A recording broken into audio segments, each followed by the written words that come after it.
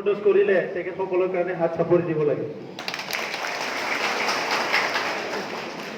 আমাৰ আজিৰ সভাৰ সঞ্চালক ডাঙৰীয়া, ইয়াত উপস্থিত আমাৰ দলৰে উপসভাপতি হিৰণ্য চৌধুৰী ডাঙৰীয়া, আমাৰ প্ৰাৰ্থী ৰামচিয়াৰী ডাঙৰীয়া, ইয়াত উপস্থিত আমাৰ দলৰে কেন্দ্ৰীয় সাংগঠনিক সম্পাদক মইনুল আলী ডাঙৰীয়া, মজিদ আলী ডাঙৰীয়া আৰু জিলাৰ আমাৰ সাধাৰণ সম্পাদক দয়াল কৰণীয়া ডাঙৰীয়া, বড়ো সাহিত্য সভাৰ প্ৰাক্তন উপসভাপতি তথা আমাৰ আজিলৈকে আমাৰ শুভাকাংক্ষী হৈ আছে, কেইদিনমান পিছতে আমাৰ দলৰ নেতা হ'ব দীপক বসুমতাৰী ডাঙৰীয়া, উপস্থিত এই অঞ্চলৰ বুদ্ধিজীৱীসকল, শিক্ষাগুৰুসকল আৰু উপস্থিত শ্ৰদ্ধাৰ ৰাইজ। তো প্ৰথমতে মই আপোনালোক সকলোলৈ নমস্কাৰ জনাইছোঁ আৰু আপোনালোকৰ বহুমূলীয়া সময়টো নষ্ট কৰি ইয়াত যে উপস্থিত হৈছে ইয়াৰ কাৰণে মই ধন্যবাদ জনাইছোঁ আৰু আমি UPPL দলৰ পৰা আমি এইখিনি সুযোগটো পোৱাৰ কাৰণে মই উদ্যোক্তা আৰু উপস্থিত সকলোলৈ ধন্যবাদ জনাইছোঁ। প্ৰথম কথা হ'ল আমাৰ তাত যিখিনি প্ৰশ্ন আহি আছে সেইখিনি খুব স্বাভাৱিক প্ৰশ্ন, কিছুমান অস্বাভাৱিক প্ৰশ্নও আহিব যিটো নেকি আজি ইয়াত অহা নাই, কিন্তু কিছুমান আৰু প্ৰশ্ন আছে যিটো ক'লে বেয়া পাব নেকি বুলি কোৱা নাই, আৰু বহুত প্ৰশ্ন আছে এইটো ক'লে বা কি উত্তৰ দিয়ে বুলিও কোৱা নাই। তো যিখিনি একদম মানে ক'ব পাৰে এইখিনিহে কৈছে। মানে এতিয়া কথা হৈছে কি, যিটো অঞ্চলত আমি আছোঁ এইটো ভাৰতবৰ্ষৰ অসমৰ আৰু BTRৰ এটা অংগ, আৰু এই অঞ্চলত আমি যিদিনাৰ পৰাই জীয়াই আছোঁ সিদিনাৰ পৰাই আমাৰ যিটো অধিকাৰ সেইটো আমি সাব্যস্ত কৰি আহিছোঁ। এই অধিকাৰটো যেতিয়া আমি সাব্যস্ত কৰি আহিছোঁ, তো ইয়াত মানে এটা কি হ'ল, এটা প্ৰশ্ন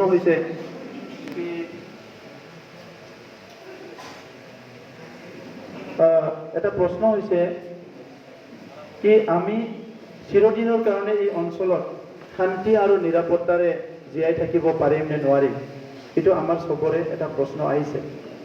চাওক, মানৱ জাতি জন্ম পোৱাটো লাখ লাখ বছৰ হ'ল আৰু আমি একোটা জাতি জনগোষ্ঠী হিচাপে নিজৰ ভাষা সংস্কৃতি লৈ পেলাই জীয়াই থাকিব এতিয়া বিচাৰিছোঁ, কিন্তু আমি নাজানো কি এই ভাষা সংস্কৃতিবিলাকৰ জন্ম কেতিয়া হৈছে।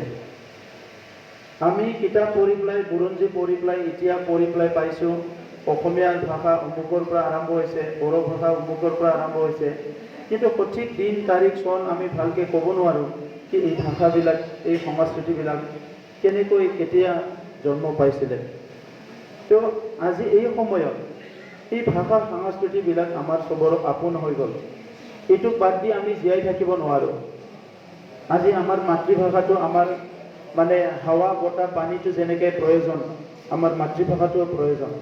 এইটো ক'ব নোৱাৰিলে আমি বোবা হৈ যাম, আৰু বোবা হ'লে আমাক মানে কি হ'ব, আমাৰ মানে যিটো মনৰ কথা আমি বেলেগক এইটো মানে কি কৰিব নোৱাৰিম, ব্যক্ত কৰিব নোৱাৰিম। তো সেইকাৰণে আমাৰ ভয় আহে আমাৰ মাতৃভাষা জীয়াই নাথাকিব নেকি, আমাৰ ভয় আহে আমাৰ সংস্কৃতি জীয়াই নাথাকিব নেকি, আমাৰ ভয় আহে কি আমাৰ যিখিনি অধিকাৰ আছে এই অধিকাৰটো আমাৰ সদায় চিৰদিন আমাৰ হৈ নাথাকিব নেকি। কিন্তু ইয়াৰ কাৰণে আমি কাক প্ৰশ্ন তুলিম? আজি ইয়াত মই প্ৰশ্ন কৰিব দিছে কাৰণে আপুনি কৰিছে, নহ'লে মই মানে প্ৰশ্নটো আপুনি কাক কৰিব? এই দেশখন স্বাধীন হৈছে 1947 চনত। ইয়াৰ আগতে আমি এই দেশতে আছিলোঁ। আমাৰ আটাসকল, আমাৰ আগৰ জন্ম প্ৰজন্মবিলাকে এই দেশতে আছিলে আৰু তেখেতসকলে এই দেশৰ হাৱা পানী খায়ে জীয়াই আছিলে। কিন্তু যেতিয়া ব্ৰিটিছ আহি গ'ল, ব্ৰিটিছৰ যিটো শাসন, এই শাসনটোৱে আমাক মানে শংকিত কৰি তুলিলে কি আমি ইমান সুন্দৰকৈ নিজৰ অঞ্চলত জীয়াই আছিলোঁ, আমাক আজি আহি পেলাই ইয়াত কোনোবা ডিষ্টাৰ্ব কৰিছে। আৰু ইয়াৰ কাৰণে আমাৰ এটা ইছ্যু আহি গ'ল কি আমি সংগ্ৰাম কৰিব লাগে। আমি সংগ্ৰাম কৰিলোঁ, ভাৰত স্বাধীন হ'ল। স্বাধীন ভাৰতৰ পিছতো আমি কমচে কম 20-25-30 বছৰলৈকে আমাৰ আগৰ যিটো প্ৰজন্মবিলাক শান্তি সম্প্ৰীতিৰে জীয়াই আছিলে। এটা জনগোষ্ঠী আনটো জনগোষ্ঠীৰ লগত এটা ভাষাৰ জাতিয়ে আনটো ভাষাৰ জনজাতিটোৰ লগত খুব ভালকৈ মিলা প্ৰীতিৰে জীয়াই আছিলে। কিন্তু ইয়াৰ পিছত এই যে আমাৰ এটা অবিশ্বাস এটা পৰিৱেশ আহিল, এজনে আনজনক সন্দেহ কৰা এটা পৰিৱেশ আহিল, সেইটো কিন্তু বহুত বেছি বছৰৰ নহয়, বহুত বেছি দিনৰ নহয়। এইটো কেইটামান দশকৰ পৰাহে এইটো আৰম্ভ হৈছে। যোৱা 20-25 বছৰৰ পৰা এইটো আৰম্ভ হৈছে। কি আমাৰ অধিকাৰ কি, আমি কেনেকৈ জীয়াই থাকিম, এইবিলাক আমাৰ প্ৰশ্ন আহিছে। কিন্তু আপুনিও স্বাধীন ভাৰতৰ মানুহ হয়, ময়ো স্বাধীন ভাৰতৰ মানুহ হয়। ইয়াত স্বাধীনতাই আমাক দেশৰ সংবিধানে কোনো এজন নাগৰিকক খুব বেছি ক্ষমতা দি আনজনক ক্ষমতা দিয়া নাই, এনেকুৱা নহয়। আমাৰ এইবিলাক ফিলিংছটো কিয় আহিল, যে আমাৰ এই ফিলিংছটো এইকাৰণে আহিল যে আমাৰ অধিকাৰ কি, আমাৰ সাংবিধানিক অধিকাৰ কি, আইন কি, এইবিলাক কথাটো লৈ পেলাই যিটো বুজাই দিয়াৰ যিটো মানে কাম, এই কামটো কৰবা নহয় কৰবা অভাৱ হৈছে। আৰু সেইটো অভাৱ হোৱাৰ কাৰণে আজি আমাৰ মাজত তেনেকুৱা এটা পৰিৱেশ আহিছে। আমাৰ ল'ৰা ছোৱালীয়ে নিজৰ পাঠ্যক্ৰমত কলেজত পলিটিকেল চায়েন্স পঢ়িছে, ইকনমিক পঢ়িছে, আৰু সেই পলিটিকেল চায়েন্স ইকনমিক্সবিলাকত আমাৰ অৰ্থনীতিৰ কথা লিখা আছে, ৰাজনীতিৰ কথা লিখা আছে। ভাৰতটো সংসদীয় গণতন্ত্ৰ হয়, ইয়াত MLA কেনেকৈ নিৰ্বাচিত কৰে, MP কেনেকৈ নিৰ্বাচিত কৰে, এই কথাবিলাক এই সংবিধানত লিপিবদ্ধ আছে। আৰু সংবিধানটো পঢ়ি পেলাই আমি সুন্দৰকৈ বুজি পাইছোঁ, পলিটিকেল চায়েন্সটো পঢ়ি পেলাই ৰাষ্ট্ৰপতিৰ অধিকাৰ থাকে, প্ৰধানমন্ত্ৰীৰ অধিকাৰ থাকে, MPৰ অধিকাৰ থাকে, চবৰো অধিকাৰ থাকে। এতিয়া প্ৰশ্ন হৈছে মোৰ অধিকাৰ কি? চবৰো সংবিধানত লিখিছে কি মোৰ অধিকাৰ কি? ময়ো দেশৰ নাগৰিক হিচাপে মোৰ কিছুমান ফাণ্ডামেণ্টেল ৰাইটছ আৰু ডিউটিছ আছে, মোৰো কিছুমান মৌলিক অধিকাৰো আছে আৰু মৌলিক কৰ্তব্যও আছে। এতিয়া সেই মৌলিক অধিকাৰ আৰু কৰ্তব্যৰ মাজত আমাৰ কিছুমান কি আহিছে, কনফ্লিক্ট আহিছে। আমি বুজিবলৈ কেতিয়াবা টান পাওঁ কি মোৰ কৰ্তব্যনো কি, ভাৰতৰ নাগৰিক হিচাপে মোৰ কৰ্তব্যনো কি? মই ভোট দিছোঁ 5 বছৰৰ মূৰে মূৰে, এইটো এটা মোৰ কৰ্তব্য।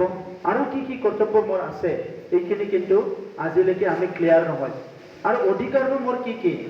মই যে এতিয়া ইয়াত মিটিং শুনি আছোঁ, মই যে কথা কৈ আছোঁ, এইবিলাক হ'ল মোৰ বাক স্বাধীনতা, কথা কোৱাৰ অধিকাৰ। এইটো ভাৰত সংবিধানৰ আৰ্টিকেল 19ত লিখা আছে। তেনেকুৱা আপোনাৰ প্ৰত্যেকটো অধিকাৰ, আপোনাৰ মানে সংস্কৃতি ভাষা চবৰ অধিকাৰ সেইটো আপোনাৰ তাত আছে। আৰু সেই অধিকাৰবিলাক এটা কাউন্সিল গঠন কৰি পেলাই কোনো এই অধিকাৰটো কাৰো খৰ্ব কৰিব নোৱাৰে, কাৰণ এইটো ফাণ্ডামেণ্টেল ৰাইটছ বুলি কোৱা হৈছে, মৌলিক অধিকাৰ। মৌলিক অধিকাৰটো এনেকুৱা অধিকাৰ, সেইটো কোনো মানে এইটো চেঞ্জ কৰিব নোৱাৰে। ভাৰত সংবিধানত যিটো মৌলিক অধিকাৰ বুলি কথা আছে, ফাণ্ডামেণ্টেল ৰাইটছ, এইটো মানে কোনো চেঞ্জ কৰিব নোৱাৰে। সেইকাৰণে আপুনি ভাবিব নালাগে কি আজি BTC হ'ল, BTR হ'ল, মোৰ সৰ্বোচ্চ শেষ হৈ যাব, কেতিয়াও শেষ হৈ যাব নোৱাৰে। আজি ইয়াত গোৰ্খা ভাষাৰ কাৰণে ভাবুকি আহিছে বুলি ভাবিছে, আগতো ইয়াতে আছিলে কি আজি গোৰ্খা যিটো মিডিয়াম স্কুল আছিলে, আগতো আছিলে, মাষ্টৰ নাই, আগতো নাই, এতিয়াও নাই। মানে এতিয়া কিছুমান বড়ো মিডিয়াম স্কুল আছে, মাষ্টৰ নাই, আগতো নাই, এতিয়াও নাই, আমি সংগ্ৰাম কৰি আছোঁ। অসমীয়া মিডিয়াম বিদ্যালয়ৰ সমস্যা কেতিয়াবা সমাধান হৈছে, কেতিয়াবা সমাধান হোৱা নাই। এই গোটেই কথাবিলাক যদি আমি আজি ইয়াত কাউন্সিলক যদি প্ৰশ্ন কৰা আৰম্ভ কৰোঁ, প্ৰশ্নটো আমি কৰিবই লাগিব, কিন্তু আমি গোটেই কথাটো বুজি পাব লাগিব কি ইয়াৰ ক্ষমতাটো কাৰ কিমান কলৈকে আছে। এতিয়া কথা হৈছে কি, প্ৰথম কথা হ'ল ভূমিৰ অধিকাৰ থাকিবনে নাই? ভূমিৰ অধিকাৰ আপোনাৰ আছে। ভূমিৰ অধিকাৰটো কোনোদিনে ইয়াতে খৰ্ব কৰা নাই। আৰু এজন ব্যক্তিয়ে সুধিছে কি ইয়াতে আদিবাসীসকলৰ, গোৰ্খাসকলৰ যিটো আছে কি প্ৰটেক্টেড ক্লাছ হিচাপে ইয়াত আছিলে, এতিয়া আছে নে নাই? এতিয়াও আছে। BTC চুক্তি যিটো 4.3 যিটো ক্লজ আছে, দফা আছে, ইয়াত স্পষ্টভাৱে লিখা আছে কি ইয়াত চেপ্টাৰ 10টো এপ্লিকেবল নহয়। যিটো কোনোবা সুধিছিলে কি সেইটো STৰ কাৰণে এইটো হ'ব নেকি, ইয়াত সকলো জাতি জনগোষ্ঠীয়ে মাটি বাৰীৰ অধিকাৰ পাব। আৰু সেইকাৰণে আপোনাৰ ওচৰতে এইফালে মানে 5 কিলোমিটাৰ পাৰ হৈ গ'লে 6 কিলোমিটাৰ ৰামদেৱক ইয়াতে কেইবাশ বিঘা মাটি দিছে। তেখেতে কিন্তু যোৱাকালিহে আহিছে, বেছি দিন হোৱা নাই। চিৰাং জিলাত 3800 বিঘা মাটি দিছে। বিভিন্ন জেগাত আমাৰ চাৰেণ্ডাৰ আলফাবিলাকৰো তিনটিলা বুলি কয়, কোকৰাঝাৰত তাত 1200 বিঘা মাটি দিছে। সেই মাটিৰ অধিকাৰবিলাক পাইছে, কিন্তু আপোনাৰ মাটিৰ ৰেজিষ্ট্ৰেশ্যন হোৱা নাই। এইকাৰণে আপুনি শংকিত হৈছে। ইয়াত কাৰণ আছে, মাটিটো এনেকুৱা এটা মানে এটা কিবা বিষয় কি আপুনি কি হয়, মাটি বাৰীৰ বিষয়টো, মাটিটো সদায় আমি কিনা বেচা কৰোঁ। দেউতাকে অলপ বয়স হৈছে, ল'ৰাৰ নামত পুতেকৰ নামত মাটি ৰেজিষ্টাৰ কৰে, কাৰোবাৰ বেমাৰ হৈছে মাটি বিক্ৰী কৰে, বিয়া আছে মাটি বিক্ৰী কৰে, কিবা এটা ক'ৰবাত এটা চাকৰি পাব লাগে মাটি বিক্ৰী কৰে। এতিয়া এই মাটিবিলাক যে বিক্ৰী কৰে কিনে, এইখিনি সময়ত মাটি বাৰীৰ ৰেজিষ্ট্ৰেশ্যনটো যোৱা 17 বছৰত নহ'ল, আৰু 17 বছৰত যোৱা BPF-ৰ কালত এইটো নহ'ল, আৰু নোহোৱাৰ কাৰণে কি হ'ল, আমাৰ ৰাইজে শংকিত হৈছে, এইটো মোৰ আটাৰ পৰা পোৱা মাটি, এইটো মোৰ দেউতাৰ পৰা পোৱা মাটি, মই বিক্ৰী কৰোঁ, কিনো, ঘৰ বনাওঁ, শাল বনাওঁ, এইটো মোৰ কথা, ইয়াত কোনে দখল দিব? এইটোতো মোৰ অধিকাৰ হয়। আৰু এই অধিকাৰটো যেতিয়া নাপালে, কি আপুনি মাটি ৰেজিষ্টাৰ কৰিবৰ কাৰণে কোকৰাঝাৰত যাব লাগে, মাটি ৰেজিষ্টাৰ কৰিব নোৱাৰে, বহুত দিন লাগে, টকা পইচা বহুত দিব লাগে, তথাপিতো ৰেজিষ্টাৰ নহয়, নিশ্চয় শংকিত হ'বই।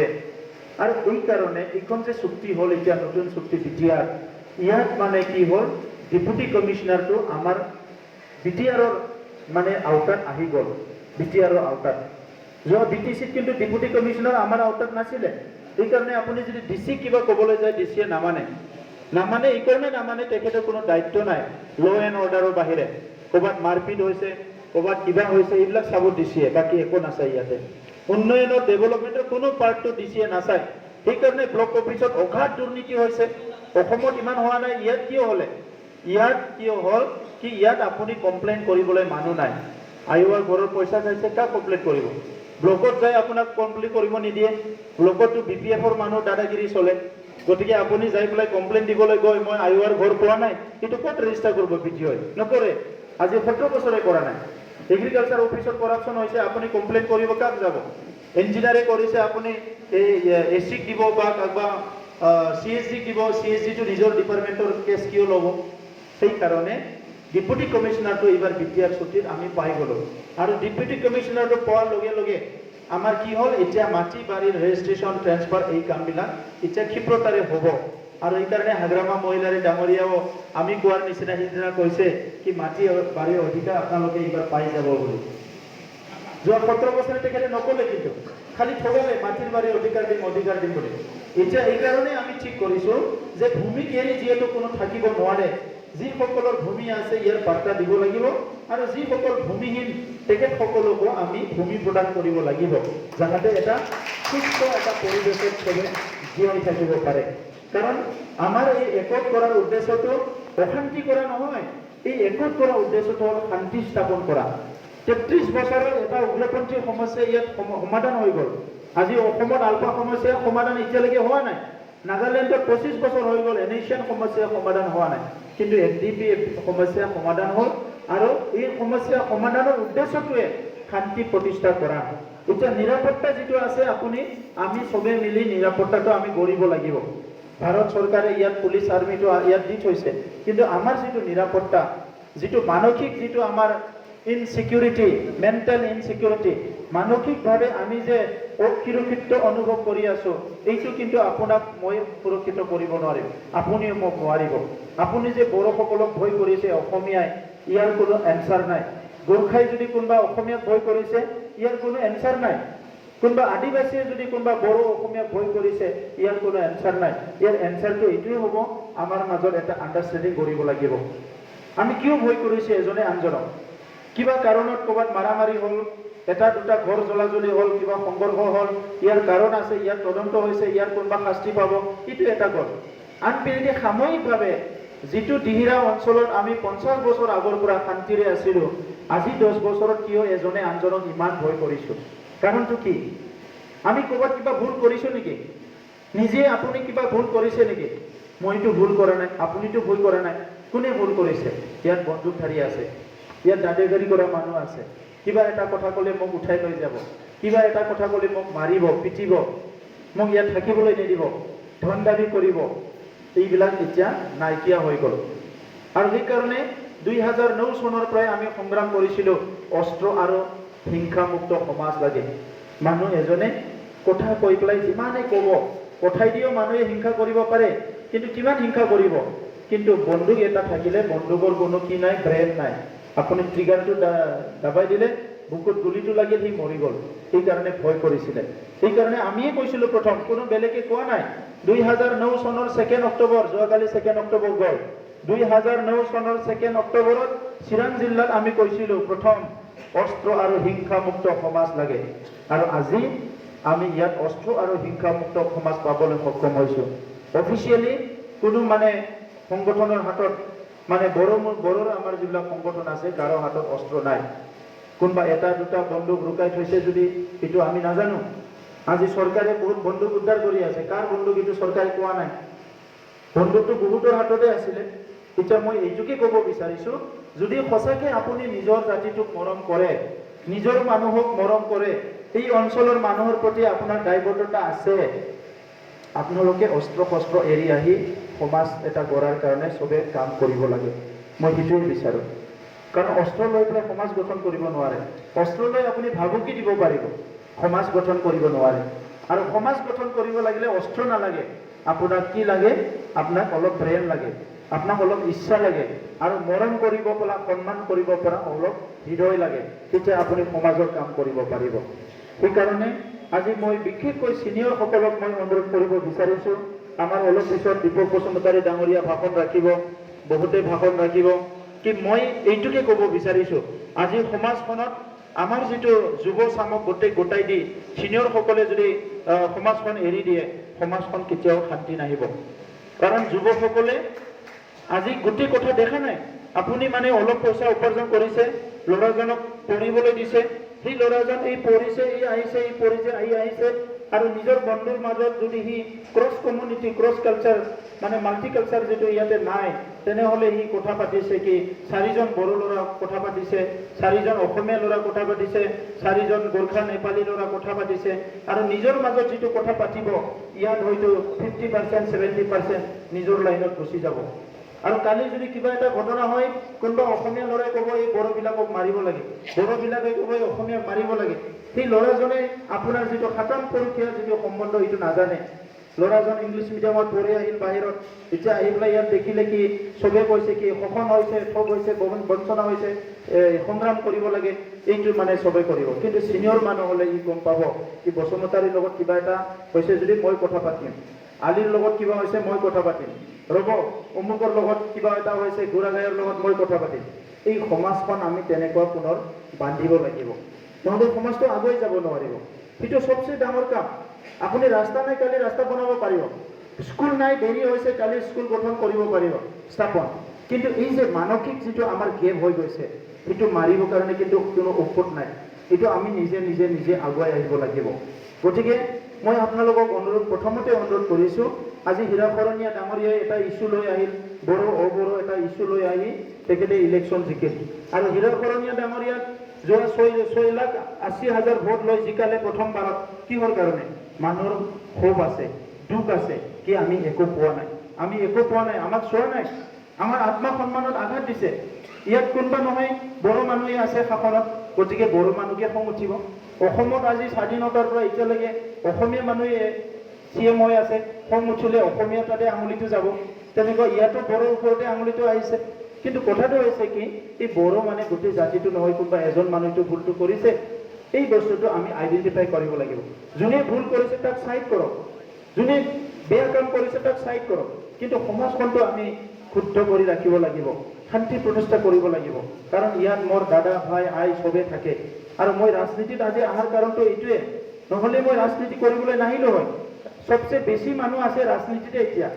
কোন ৰাজনীতিত কোন মানুহ নাই চবে ৰাজনীতিত আছে ৰাজনীতি নতুন মানুহ নালাগে কিন্তু যেতিয়া মই সমস্যাটো দেখিলোঁ কি ইয়াত অলপ কিঞ্চিত যদি কিবা ময়ো কৰিব পাৰোঁ সমাজখন ভাল শান্তি প্ৰতিষ্ঠা কৰাৰ কাৰণে বিশ্বাস যোগৰ কাৰণে এইটো চবৰ কাৰণে লাভ হ'ব এই কথাটো আমি চিন্তা কৰি আগবাঢ়িছোঁ আৰু আজি এই কথাটো আমি প্ৰতিফলিত কৰিব পাৰিছোঁ কাৰণ দিহিৰাত যোৱা পৰহিলৈকে আমাৰ লগত কোনো নাছিল ইয়াত মানে ৰামচিয়াৰী অকলে ঘূৰি আছিল কি আছে এইটো জগদীশ ৰামচিয়াৰী আজি জগদীশ ৰামচিয়াৰীৰ লগত মইনুল আলী ঘূৰিছে এই জগদীশ ৰামচিয়াৰীৰ লগত লেক গুড়াগাই ঘূৰিছে এই জগদীশ মানে জগদীশৰ লগত কোনোবা এজন আমাৰ মানে কি ঘূৰিছে কোনোবা এজন মহন্ত ঘূৰিছে কোনোবা এজন কলিতা ঘূৰিছে জগদীশ ৰামচিয়াৰীৰ লগত এই যে বন্ধনটো যে আমি পুৰা আৰম্ভ কৰিলোঁ এইটো আমাৰ কাৰণে বহুত ডাঙৰ কথা এইটো আমাৰ কাৰণে ডাঙৰ কথা নিৰ্বাচন জিকে নিজিকে এইটো পিছৰ কথা প্ৰথম কথা হ'ল আমি য'ত বসবাস কৰি আছো আমাৰ ঘৰখন আমাৰ গাঁওখন আমাৰ সমাজখনত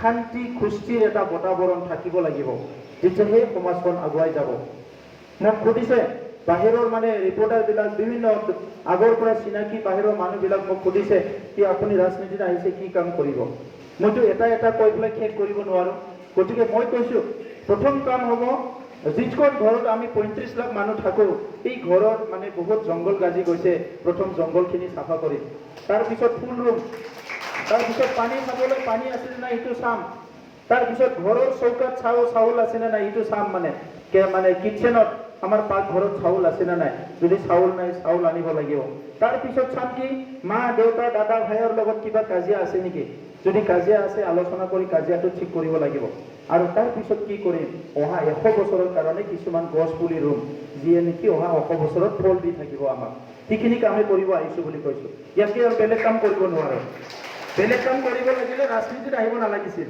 মই লেবৰেটৰীত যাব লাগিছিলে যদি মই হেলিকপ্টাৰ বনাবলৈ মন আছে যদি মই বিজনেছ কৰিবলৈ মন আছে মই বেলেগত দোকান দিব যাব লাগিছিলে আজি ৰাজনীতিত আহিছোঁ আৰু ৰাজনীতিত মোৰ চকুতে এইখিনি কামে মই দেখা পাইছোঁ কি সমন্বয় কৰিব লাগে নিৰাপত্তা চবকো দিব লাগে শান্তি স্থাপন কৰিব লাগে আৰু চবে যে আঘাত পাইছে মনত কি মোৰ জাতিৰ মোৰ ভাষা কি হ'ব এইটো ফাৰ্ষ্টতে সুনিশ্চিত কৰিব লাগিব বড়ো ভাষা অসমীয়া ভাষা গোৰ্খা ভাষা খাচী আদিবাসী গৌৰাও সান্থালী ভাষা আমাৰ যি জনগোষ্ঠী আছে বঙালী চবৰে ভাষা সংস্কৃতি অন্তত ভাৰতবৰ্ষৰ বিটিআৰ বুলি কোৱা ঠাইত সব ভাষাই ইয়াতে এটা গভৰ্ণমেণ্টৰ এটা পেট্ৰনাইজ পাই পেলাই জীয়াই থাকিব এইখিনি কাম আমি কৰিব লাগিব তাৰপিছত কি হৈছে আমাৰ যিটো মানে দুৰ্নীতি অপশাসন ভ্ৰষ্টাচাৰ সেইবিলাক অলপ দূৰ কৰিব লাগিব গোটেই মানৱ জাতিটোক কুলুষিত কৰি পেলাইছে আমি ইমান ধৰ্ম কৰি আছোঁ পবিত্ৰ কৰাৰ কাৰণে আমাৰ বয়োজ্যেষ্ঠসকলে গীতা ভগৱান পাঠ কৰিছে কোনোবা কীৰ্তন কৰিছে কোনোবা নাম কৰিছে কোনোবা মছজিদত গৈছে চবেই গৈছে কিহৰ কাৰণে ভাল সমাজ লাগে ভাল সমাজ লাগে ভাল সমাজ লাগে আনপিনেদি MA BA পাছ কৰাবিলাক অফিচাৰ হৈ আহি নিজৰ মানুহৰ পইচাবিলাক লুটি খাইছে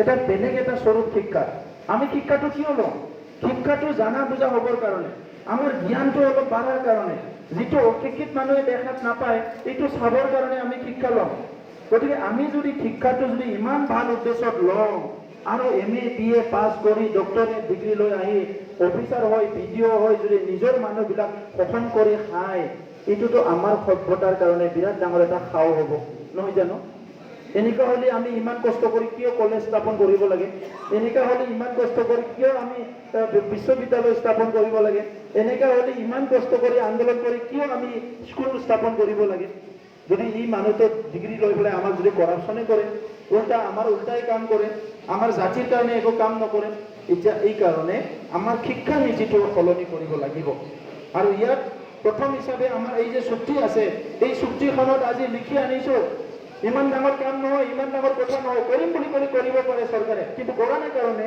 আমি ইয়াত লিখি আনিছোঁ কি যিমানখিনি ভেঞ্চাৰ স্কুল আছে আমাৰ এৰিয়াত এই ভেঞ্চাৰ স্কুলখিনি প্ৰভিঞ্চিয়েলাইজ হ'ব লাগিব আইন সলনি কৰিব লাগিব আৰু ইতিমধ্যে অসম চৰকাৰে কমিটি গঠনে কৰি দিছে এইটো ৰুল বনাই দিছে এতিয়া ইয়াৰ ছাৰ্ভে হৈ যাব আমাৰ অঞ্চলত স্কুলবিলাক একদম একবাৰৰ কাৰণে চব প্ৰভিঞ্চিয়েলাইজ হৈ যাব আৰু যিখিনি কিবা এটা যদি ৰৈ যায় সেইটো আমাৰ BTR গভৰ্ণমেণ্টে এই কামখিনি আমি কৰিম এতিয়া আমাৰ বাক্সা বুলি ক'লে 99ৰ কেছ আছে OBCৰ কেছ আছে বিভিন্ন ভেঞ্চাৰ স্কুলৰ মাষ্টৰ আছে ভেঞ্চাৰ স্কুলত যিসকলে 6 বছৰ 5 বছৰ বয়স আছে তেখেতসকলক স্কুলটো ৰেগুলাৰ হোৱাৰ লগে লগে চাকৰিটো পাই গ'ল কিন্তু যিসকল ৰিটায়াৰ্ড হ'ল আমাৰতো পাপ লাগিব চবৰো 30 বছৰ শিক্ষাদান কৰি বেচেৰা ৰিটায়াৰ্ড হৈ গ'ল ল'ৰা ছোৱালী ভালকে পঢ়াব নোৱাৰিলে সদায় লং পেণ্ট চাৰ্ট পিন্ধি আহিল মাষ্টৰ বুলি চবেই ক'লে বেলেগ কামো কৰিব নোৱাৰিলে চাদকন এটা দিলেও ভালকে ঘৰত পৰিয়াল পঢ়িব পাৰিলে হয় সেইকাৰণে আমি ঠিক কৰিছোঁ আমাৰ চৰকাৰ আহিলে যিসকল ৰিটায়াৰ্ড হৈ গ'ল তেখেতসকলকো এটা সন্মান হিচাপে কিবা এটা দিম বুলি আমি ঠিক কৰিছোঁ যাতে অলপ তেখেতসকলে যে ইমান বছৰ শিক্ষাদান কৰিলে ইয়াৰ এটা আমি মানৱ জাতিটোৰ সন্মান দিব পাৰে আমিতো বহুত কিবা দিব নোৱাৰোঁ কোটি টকা দিব নোৱাৰোঁ কিছু সন্মান এটাতো দিব পাৰে কিবা এটা 50,000 1 লাখ কিবা এটা টকা দি পেলাই যদি অলপ সকাহ দিব পাৰে এই কামখিনি কৰিবৰ কাৰণে আমি ৰেডি কৰিছোঁ আৰু ইয়াৰ বাহিৰে যিখিনি প্ৰশ্ন ইয়াত উত্থাপন কৰিছিলে সমমৰ্যাদা সম অধিকাৰ এইটোতো হৈ যাব চাকৰি বাকৰিৰ ক্ষেত্ৰত চব এতিয়া গভৰ্ণমেণ্ট চাকৰিবিলাক ইমান নাই তথাপিতো যোৱা 17 বছৰত যিখিনি চাকৰি হ'ল BTC এই চাকৰিখিনি BPFে কি কৰিলে পাৰাখিনি নিজৰ মানুহ সোমাই দিলে আৰু যিখিনি নোৱাৰে সেইখিনি বিক্ৰী কৰিলে তো সেইকাৰণে আমি ঠিক কৰিছোঁ আমাৰ দিনত চৰকাৰ যদি এমাহত 2 মাহত হৈ যায় 6 মাহতো যদি চাকৰি ওলায় কিবা চাকৰি যদি দিব লাগে এইটো মানে এটা ৰুমত যিসকলে ইণ্টাৰভিউ ল'ব ইসকলে সোমাই যাব যিসকলে ইণ্টাৰভিউ দিব তেখেতসকলেও যাব ইণ্টাৰভিউটো দিব ইণ্টাৰভিউ দি উঠি তেখেতসকলে ৰুমৰ বাহিৰত ওলোৱাৰ আগতে সেই ৰুমৰ ভিতৰতে কম্পিউটাৰ স্ক্ৰীনত আহি যাব লাগিব কোন কোন চাকৰিটো পাইছে আৰু কোন কোন পোৱা নাই তুমি পোৱা নাই যোনে নাপালে সি কান্দি কান্দি ঘৰত যাব বেচাৰা একদিনৰ কাৰণে পিছত ঠিক হৈ যাব কিন্তু যোনে পাইছে যোনে পোৱা নাই এতিয়া চাওক BPF কি কৰিছিলে এমাহ পেণ্ডিং কৰি থৈছে যোনে পাব সিও পইচা দিছে যোনে নাপাব সিও পইচা দিছে গতিকে এইটো ইমান দিন কিয় ৰাখি থ'ব লাগে গভৰ্ণমেণ্ট চাকৰি হয় আপুনি আজি দিব পাৰে আৰু আমি এটা পলিচি বনাইছো আমাৰ BTR টো আমি লাগু কৰিম কোনবা শিক্ষক যদি 3 মাহ পিছত ৰিটায়াৰ হ'ব এজন শিক্ষক আমি ধৰি ললো মিস্টাৰ কোনবা XYZ ৰিটায়াৰ হ'ব 3 মাহ আগতে আমি ইণ্টাৰভিউ ল'ম শিক্ষকজন যিদিনা ওলাই যাব সেইদিনা নতুন শিক্ষকজন সোমাই যাব শিক্ষাৰ লগত হেতালি খেলিব নোৱাৰে আৰু শিক্ষকসকলক আমি গ্ৰীণ কাৰ্ড দিম এই গ্ৰীণ কাৰ্ডটো লৈ পেলাই হস্পিটালত যায় য'ত যায় বেংকত যায় অন্তত অসম বা বেলেগত নাজানো আমাৰ এই BTR অঞ্চলত ইয়াৰ কোনো স্পীড ব্ৰেকাৰ নাথাকিব কিন্তু শিক্ষকসকলক ভাল শিক্ষাদান কৰিব লাগিব পৰাপক্ষত আমি যিমান পাৰো সাপোৰ্ট কৰিম তো এই কথাটো ক'লো আৰু জাতি জনগোষ্ঠী যে এতিয়া কৈছে আমাৰ অধিকাৰ আছে নে নাই এইটো নিশ্চিত কৰিব কাৰণে সকলো জনগোষ্ঠীৰ কাৰণে এটা উন্নয়ন পৰিষদ আমি গঠন কৰিব বিচাৰিছো যাহাতে নিজৰ উন্নয়নটো নিজে কৰি ল'ব পাৰে আজি আদিবাসীসকলৰ মাজত সান্থাল উৰাও মুণ্ডা খাৰিয়া বহুত আছে টিম এই গ্ৰুপৰ মাজত যেটো উন্নয়ন হ'ব নিজৰ মাজত আলোচনা কৰি উন্নয়নটো কৰিব লাগিব এই কাৰণে এই উন্নয়ন বৰ্ডটো আমি গঠন কৰিম আজি ভাষাৰ ক্ষেত্ৰত কোকৰাঝাৰত ৰেডিঅ' চেণ্টাৰ আছে এদিনা কৈছে আমাৰ সান্থালী ভাষাক 10 মিনিট লাগে আমি কৈছো কিয় সান্থালী অকল সান্থালীৰ লগত নহয় সান্থালীৰ লগত আমি গোৰ্খা ভাষাক 10 মিনিট দিম কি ভাষা আছে সবকো আমি ৰেডিঅ' চেণ্টাৰত 10 মিনিট দিম সবৰে বাতৰি পৰিব ইয়াতে আমি 50 বছৰ আন্দোলন কৰিলো ৰেডিঅ' চেণ্টাৰত সময় লাগে আমি নাপালো আৰু আমি চৰকাৰত আহি বেলেগক বঞ্চিত কৰিম এইটো নহ'ব যিমানখিনি ভাষা আছে বড়ো অসমীয়া আমাৰ এই BTR অঞ্চলত মানে 16-17টা ভাষা আছে সবে 5 মিনিট 10 মিনিট কৰি কোকৰাঝাৰ ৰেডিঅ' চেণ্টাৰত টাইম পাব লাগিব সেইটো আমি স্পষ্ট কৰিছো তো বহুত বেছি কথা নকওঁ আজি যেটো আছে ইউথ বিলাকৰ এমপ্লয়মেন্টৰ কথা সুধিছিলে আমি সেইটো ঠিক কৰিছো আমাৰ অঞ্চলটো এগ্ৰিকালচাৰ বেস আৰু ইয়াতে বহুত কাম কৰিব পাৰে ভুটান পাহাৰৰ মানে ভুটান পাহাৰৰ ওচৰে পাজৰে মানে যিখিনি অঞ্চল আছে আমাৰ ইয়াত আমি হাঁহ কুকুৰা পালন কৰিব পাৰো ছাগলী পালন ডায়েৰী ফাৰ্ম বিলাক কৰিব পাৰো ধুনীয়া আমাৰ কেণ্ডিডেটৰে বহুত মানে ছাগলী আছে মুৰ্গী আছে এইটো এটা ডাঙৰ উদাহৰণ গতিকে এই কেণ্ডিডেট জনে কালি জিকি যোৱাৰ পিছত আৰু নিজৰ নিচিনা আৰু যদি 50 জন ছাগলী পালক ওলাব পাৰে 100 জন ছাগলী পালক ওলাব পাৰে আৰু মানুহবিলাক অৰ্থনীতিভাৱে আগুৱাই যাব এই কামটো মুনসিং নকৰে কোনবা XYZ নকৰে কাৰণ মুনসিংৰ উদ্দেশ্য কাৰবা উদ্দেশ্য আগতে BPF-ত আহিছিলে টকা ওলাই খাব লাগে এইটোৱে গতিকে এই কাৰণে এই যে এমপ্লয়মেন্ট জেনাৰেশ্যন এইটো কাৰণে আমি কাম কৰিম যিসকলে স্কুল কলেজ পঢ়ি আছে ইহঁতক আমি কাউন্সিলিং দিম বছৰত 500 জন ডক্টৰ ইঞ্জিনিয়াৰ হ'ব পৰাকে আৰু বাকিখিনি যেটো আছে যে এই যে ড্ৰপ আউট হৈছে স্কুল কলেজ এৰা ইহঁতৰ কাৰণে 100খন বিদ্যালয় আমি স্থাপন কৰিম আৰু এই 100খন বিদ্যালয়ত মানে এই বিদ্যালয়টো হ'ব অকল স্কিল ডেভেলপমেন্টৰ কাৰণে কিবা নহয় কিবা কাম শিকিব পাৰে খেতিয়কসকলক সম্পূৰ্ণ আমি সাপোৰ্ট কৰিম সম্পূৰ্ণ প্ৰডাক্টৰ পৰা প্ৰসেসিঙৰ পৰা মাৰ্কেটিঙলৈকে আমি খেতিয়কসকলক সাপোৰ্ট কৰিম গতিকে এটা সাধাৰণভাৱে কাম কৰিবলৈ আমি ৰাজনীতিত অহা নাই অলপ অসাধাৰণ কাম কৰি পেলাই ৰাইজৰ যাতে 5 বছৰত কিবা এটা উন্নয়ন হ'ব পাৰে এইখিনি প্ৰজেক্ট লৈ আহিছো আৰু দুখীয়া গৰীব মানুহৰ যিবিলাক স্কিম আছে সেইখিনি একদম মানে ফাষ্ট ট্ৰেকত কাম কৰা হ'ব আইঅ'আৰ ঘৰ জব কাৰ্ড এইবিলাকৰ কোনো স্পীড ব্ৰেকাৰ নাই ফাষ্ট ট্ৰেকত আহিছে কৰিব কোনো স্পীড ব্ৰেকাৰ নাই আৰু কৰাপশনটো চেক কৰাৰ কাৰণে কমপ্লিটলি গভৰ্নেন্স আৰম্ভ কৰিব বিচাৰিছো আমি আপুনি কিবা এটা এপ্লিকেশন দিলে মছলপুৰত এই এপ্লিকেশনটো যেটো নাম্বাৰ আপুনি দিয়াৰ পিছতে ইটো হেডকোৱাৰ্টাৰত ইটো যি ডিপাৰ্টমেন্টৰ নহক কিয় হেডকোৱাৰ্টাৰৰ কম্পিউটাৰত ইটো ওলাই যাব কি অমুক হৈয়ে এটা এপ্লিকেশন দিছে অমুক মানে কি কয় গুৰুমে এটা এপ্লিকেশন দিছে মছলপুৰত ইমান বজাৰ ইটো উঠিব আৰু 24 ঘণ্টা যদি ফাইলটো এটা টেবুলৰ পৰা আনটো টেবুলত নাযায় তাত মানে মোবাইলটো মেছেজটো চালে যেনেকৈ লাল হৈ থাকে তাতে লাল হৈ থাকিব। এতিয়া তাৰ পৰা ফোন কৰিব যে এই ফাইলটো কিয় লাল হৈ আছে, 24 ঘণ্টা কিয় মুভ হোৱা নাই, লগে লগে ফাইলটো ই পাছ কৰি দিব লাগিব। হয় কেনচেল কৰক, নহ'লে পাছ কৰক। এই চিষ্টেমবিলাক কৰিলে পইচা খোৱাবিলাক অলপ বন্ধ হ'ব। কৰিম বুলি কৰিলে কৰিব পাৰে, কিন্তু মোৰো বিশ্বাস হৈছে। তো সেইকাৰণে খুব বেছি দীঘলীয়া মই ক'ব বিচৰা নাই। আজি আপোনালোকক লগ পাই ভাল লাগিল, আপোনালোকে কষ্ট কৰি আহিছে। আৰু এটা প্ৰশ্ন মোক আৰু কৰিছিলে কি যিটো আছে এইটো বাহিৰত থকা ল'ৰা ছোৱালীৰ কাৰণে কি কৰিব। আজি বাহিৰত থকাবিলাক চব অসমত আহিছে, বাহিৰৰ পৰা অহা ইয়াত নিবনুৱা হোৱা দুইটাও একে। গতিকে নিবনুৱাসকলৰ সংস্থাপনৰ কাৰণে স্পেচিয়েলি আমি কাম কৰিম, আৰু সেইটোৰ কাৰণে প্ৰজেক্টটো আমি বনাইছোঁ। মই সময় কম কাৰণে ক'ব বিচৰা নাই। আজি আমাৰ অঞ্চলত বহুত স্কোপ আছে, কৰিম বুলি ক'লে বহুত স্কোপ আছে, খালি নকৰাৰ কাৰণে আজি আমি কি হৈ আছোঁ, কি কৰিম। আজি BA পাছ কৰা ল'ৰাবিলাক আহিছে মোক লগ কৰিব কি ছাৰ আমি হাঁহ কুকুৰা পালন কৰিব বিচাৰিছোঁ, আমাক সহায় কৰক। সহায় কৰিবলৈ মই ৰাজি আছোঁ, কিন্তু মইতো চৰকাৰত নাই এতিয়া, তো মই কি কৰিব পাৰোঁ। তো মই সুধিলোঁ তোমালোকে ট্ৰেইনিং লৈছানে নাই? ট্ৰেইনিং লোৱা নাই। কিবা এটা জানানে? নাই, হাঁহ কুকুৰা পালন কৰি পোৱা নাই মই। পালন কৰি নোপোৱাকৈ যদি আপুনি পালন কৰিবলৈ যায়, কালি গোটেই হাঁহ কুকুৰা মৰি যাব, তাৰপিছত এটা নেগেটিভ এটা মাইণ্ডছেট ডেভেলপ হ'ব কি এইটো দেখোন কৰিব বিচাৰিছিলোঁ, কৰিব নোৱাৰিলোঁ। সেইকাৰণে ট্ৰেইনিং, প্লেনিং এণ্ড এক্সিকিউশ্যন সেইটো আমি কৰিব লাগিব। ট্ৰেইনিং, প্লেনিং এণ্ড এক্সিকিউশ্যন এই কামটো আমাৰ কাৰণে খুব প্ৰয়োজন হ'ব। আৰু ইয়াৰ পিছত যিটো আছে আপোনাৰ